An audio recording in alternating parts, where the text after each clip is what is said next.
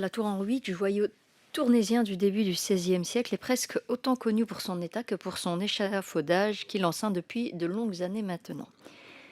Et c'est ça, c'est notre palais de justice en Wapi.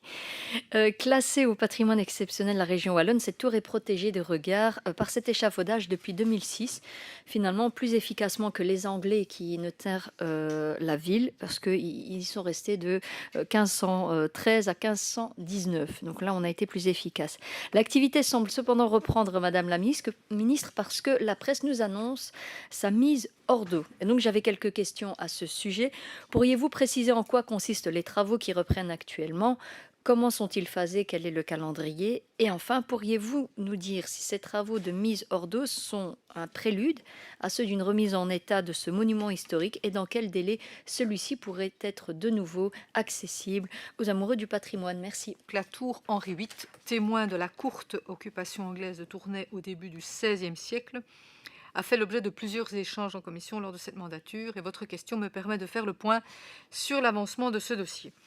Je vous confirme que la priorité actuelle est bien la mise hors eau de ce monument exceptionnel. La configuration circulaire de grande envergure de cette tour de 2 étages, ainsi que l'épaisseur des parapets et têtes de mur ont rendu les réflexions et détails techniques complexes. Une solution technique adaptée a néanmoins été trouvée, à savoir la mise en œuvre d'une toiture parapluie provisoire protégeant des intempéries l'ensemble de l'édifice. Au niveau du calendrier, un marché public a été lancé par la ville de Tournai en mars 2023 et j'ai accordé en juillet de la même année une subvention de près de 250 000 € en vue de ces travaux.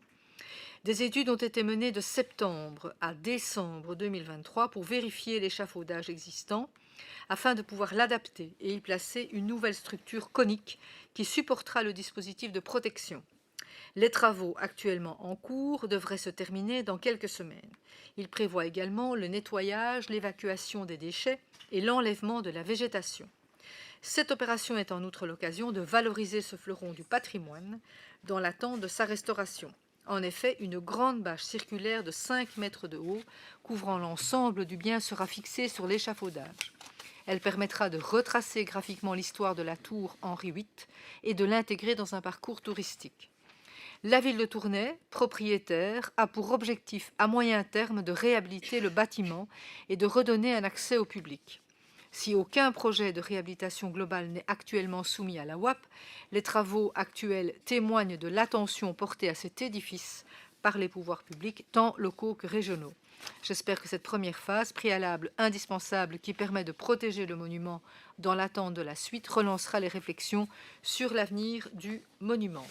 Merci Madame la Ministre pour les éléments de réponse. Je partage tout à fait, en tout cas, la satisfaction de voir enfin quelque chose se passer autour de la tour Henri VIII, qui est en fait la seule tour d'artillerie en Belgique qui est encore toujours présente. Et donc, c'est un patrimoine qu'il s'agit de sauvegarder parce qu'il a franchement été oublié à travers le temps et on sait qu'il y a eu beaucoup de dégâts, notamment au niveau des eaux. Écoutez, on va suivre le dossier avec attention et comme vous, j'espère sincèrement que cela n'est que le prélude à l'accessibilité de ce site exceptionnel pour tous. Merci. Transition climatique, éducation, inclusion, sécurité sociale, écologie, justice sociale, solidarité, droits des femmes, services publics.